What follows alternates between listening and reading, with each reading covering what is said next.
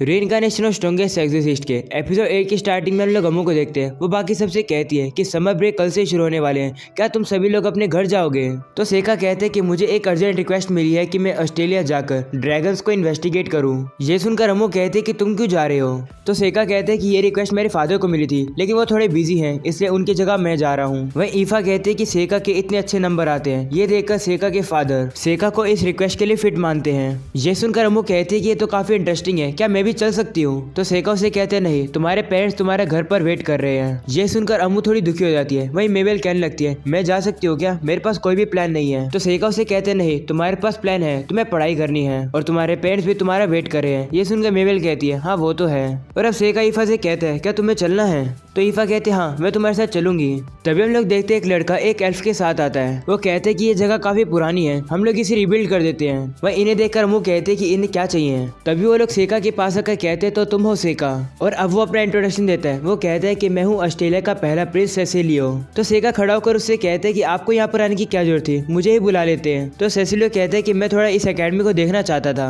तभी उसकी नजर ईफा के ऊपर जाती है। वो उसे कहते हैं तुम्हारा नाम क्या है। तो ईफा उसे अपना नाम बताती है ईफा। ये सुनकर वो ईफा के हाथ को पकड़ लेता है और कहते हैं कि तुम्हारी वजह से मेरे यहाँ पर पढ़ने का मन कर रहा है, तुम कितनी ब्यूटीफुल हो, मेरी वाइफ बन के मेरे हेरम को ज्वाइन करो। ये सुनकर वहाँ पर खड़े सारे लोग हैरान हो जाते हैं। वहीं ईफा उसे मना कर देती है। वो कहती है माफ करना, मैं सेका की स्लेव हूँ। ये सुनकर सेसिलियो सेका से कहते हैं अगर ऐसी बात है तो मैं ईफा को हाई प्राइस पर खरीद रहा हूँ। ये सुनकर सेका कंफ्यूज होता है। वो कहता है लेकिन इतने में ही वो एल्फ सेसिलियो से कहती है कि हमें कहीं और चलकर बात करनी चाहिए। जिसके बाद हम लोग देखते हैं वो लोग एक ऑफिस में बैठे होते हैं। सेसिलियो सेका से कहते हैं तुम्हारे फादर ने तुम्हें सब कुछ बता दिया होगा ना। तो सेका कहते हैं हाँ, क्या तुम मुझे थोड़ा और स्पेसिफिकली बता सकते हो। पर सेसिलियो ऑस्ट्रेलिया के ड्रैगन्स के बारे में बताने लगता है। वो बताते हैं कि वहाँ पर काफी समय से ड्रैगन हमारे साथ ही रहते आ रहे हैं। उन्होंने हमारे अपोनेंट के खिलाफ भी लड़ाई करी थी, लेकिन पिछले साल से वो कुछ अजीब बिहेव कर रहे हैं। उन्होंने फसलों के ऊपर और जानवरों के ऊपर हमला कर दिया। डैमेज कुछ ज्यादा नहीं हुआ, लेकिन हर रोज उनका कोई शिकार बनता है। ये सुनकर सेका उससे पूछते हैं कि वो ड्रैगन्स तुम्हारे साथ रहते क्यों हैं। तो सेसिलियो कहता है कि मुझे भी नहीं पता, अगर कहानियों की बात माने तो ऑस्ट्रेलियन रॉयल फैमिली ने उस ड्रैगन को अंडे में से हैच करवाया था। वो सेका से कहते हैं कि ये तो सिर्फ एक कहानी है, मैं चाहता हूँ कि तुम इस बारे में भी इन्वेस्टिगेट करो। तो सेका भी मान जाता है। और अब अगले सीन में हम लोग देखते हैं सेका जब जा रहा होता है तो अम्मू और मेबेल उसे झाड़ी के पीछे खींच लेते हैं और सेका से कहते हैं कि वहाँ पर क्या क्या हुआ हमें सब बताओ। तो सेका भी उन्हें सब कुछ बता देता है। अम्मू सेका से कहने लगती है तुम ये तो नहीं सोच रहे हो ना कि तुम ईफा को उसके हवाले कर दोगे। तो सेका कहते हैं कि मैं ऐसा नहीं सोच रहा हूँ, अगर ईफा चाहती है तो वो जा सकती है। तो अम्मू कहते हैं कि वो ऐसा कुछ भी नहीं चाहती है और उसके सामने इस बारे में बात मत करना, वो दुखी हो जाएगी। ये सुनकर सेका थोड़ा कंफ्यूज हो जाता है। वो कहता है ठीक है। और अब 2 दिन बाद हम लोग देखते हैं सेका और ईफा ऑस्ट्रेलिया के लिए निकल जाते हैं। वहीं सेका की तो मोशन सिकनेस की वजह से काफी बुरी हालत है। सेका कहते हैं मुझे ठीक होना होगा क्योंकि काफी कम चांसेस मिलते हैं दूसरी कंट्री को देखने का। और अब ईफा बताती है कि यहाँ पर आने से पहले प्रिंस सेसिलियो ने मुझे उनकी कैरेज में आने के लिए इनवाइट किया था, लेकिन मैंने उन्हें मना कर दिया।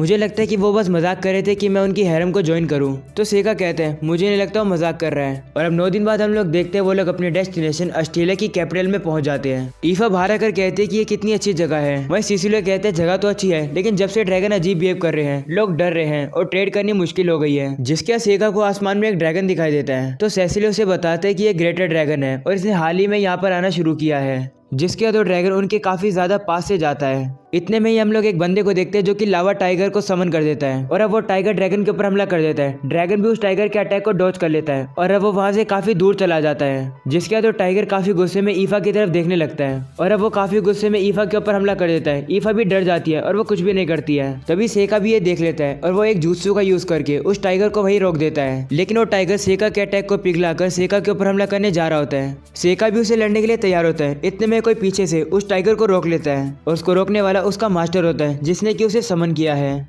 और अब वो समनर अपने टाइगर को वापस बुला लेता है। तभी सेसिलियो उसके पास आकर कहते हैं जैक तुम ये क्या कर रहे हो, तुम हमारे गेस्ट को चोट पहुंचाने वाले थे। तो जैक कहता है जो मुझे करना था मैंने कर दिया, तुम्हारे जाने के बाद ड्रैगन चेंज हो गया है। उन्होंने अब गुस्से में लोगों के ऊपर हमला करना शुरू कर दिया है और तुमने खुद ही देख लिया होगा वो तुम्हारे पर भी हमला करने वाले थे। और सेका सेसिलियो से पूछते हैं कि ये बंदा कौन है। तो बताते हैं कि ये जैक है और जिस मर्सनरी बैंड को मैंने हायर किया है उसका ये लीडर है। और अब सेसिलियो जैक को सेका के बारे में बताता है कि सेका यहाँ पर ड्रैगन इन्वेस्टिगेट करने आया है। ये सुनकर जैक कहते हैं कि ये तो बच्चा है और ये ड्रैगन को इन्वेस्टिगेट करने में हेल्प करेगा। वहीं सेका प्रिंस से पूछता है कि तुमने इन मर्सनरीज को हायर क्यों किया, तो बताता है कि ड्रैगन्स को हंट करने के लिए यही एक ऑप्शन है इस प्रॉब्लम को सोल्व करने के लिए। तुमने खुद ही देखा ये ड्रैगन्स को हरा सकते हैं। जैक्ट का टाइगर ने उस ड्रैगन को कैसे भगा दिया। तो सेका उसे कहते हैं एक बार दोबारा सोच लो, हो सकता है कि ड्रैगन इस जगह को छोड़कर दूसरी किसी कंट्री के ऊपर हमला करने लगे। तभी जैक्ट वहां पर आकर सेका से कहते हैं तुम अभी बच्चे हो, तुम्हें बीच में नहीं आना चाहिए।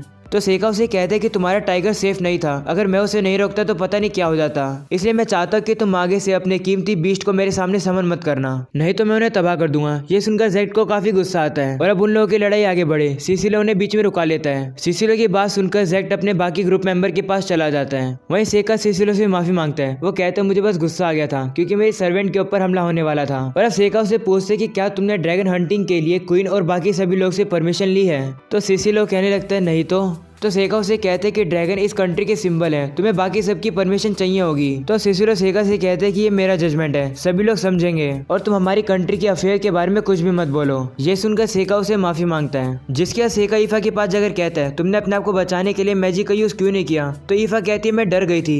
जिस पर सेका उसे कहते हैं कि ऐसे काम नहीं चलेगा, मैं हमेशा तुम्हारे साथ नहीं होऊंगा, तुम्हें अपनी इस गलती को सुधारना होगा। ये सुनकर ईफा रोने लगती है। वो कहती है माफ कर दो। तभी सिसिलो सेका से कहते हैं कि तुम्हें इसे ज्यादा डांटने की जरूरत नहीं है। तो सेका उसे कहता है आप मत बोलो, ये मेरा और ईफा के बीच का मामला है। और सेका ईफा से कहते हैं मैजिक का यूज करना अपने आप को प्रोटेक्ट करने के लिए, अगर तुम नहीं कर सकती हो तो भाग जाओ या फिर किसी की हेल्प मांगो, कुछ भी करो, तुम्हें एक्शन लेना होगा। जिसका सेका वहां से जाने लगता है। वो कहते हैं मुझे बुरा तो लग रहा है लेकिन ईफा से ये सब कहना जरूरी था। जब भी किसी को डर लगता है उसे एक स्ट्रॉन्ग पुश की जरूरत है, नहीं तो वो फ्रीज हो जाता है। सेका कहते हैं कि मुझे भी एक बार डर लगा था जब मेरे एक दोस्त को एक डीमन ने खा लिया था और फिर मैंने उस डीमन को सील कर दिया था और आज भी मैं उसे यूज करता हूँ। मैं नहीं चाहता कि ईफा इन सभी के थ्रू जाए। और अब अगले दिन हम लोग देखते हैं वो लोग लाइब्रेरी में जाते हैं ड्रैगन्स के बारे में इन्फॉर्मेशन निकालने के लिए। वहीं ईफा सारी बुक को ले आती है जो कि लिस्ट में लिखी होती है।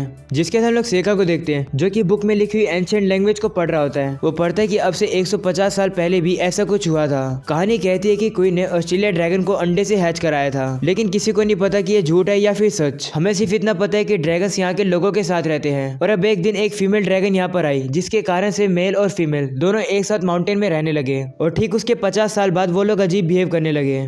वो एनिमल के ऊपर हमला करते थे और ह्यूमंस के खिलाफ काफी अग्रेसिव थे।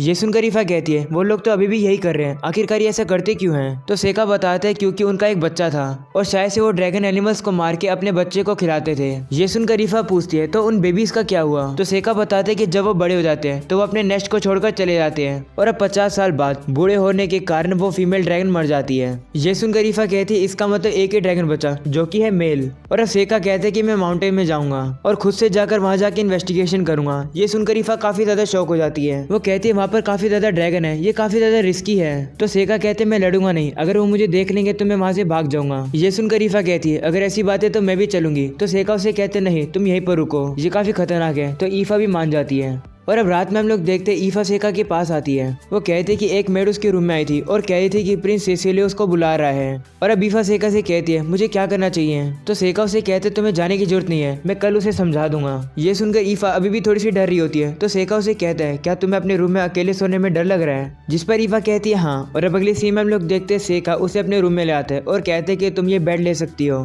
तो ईफा कहते हैं नहीं मैं ये बेड नहीं ले सकती हूँ, ये 2 लोगों के लिए है। तो सेका कहते हैं अगर ऐसी बात है तो दोनों यहीं सोते हैं। और अब अगले सीन में लोग देखते हैं वो साथ ही सो रहे होते हैं। ईफा काफी ज्यादा नर्वस होती है। वहीं सेका उसे पूछते कि क्या तुम प्रिंस सिसिलियो की हैरम को ज्वाइन करोगी। तो ईफा कहते नहीं तो, लेकिन तुम ये क्यों पूछ रहे हो। तो सेका उसे कहते कि तुम्हें मेरी चिंता करने की जरूरत नहीं है, तुम उसके पास जा सकती हो। ये सुनकर ईफा दुखी हो जाती है।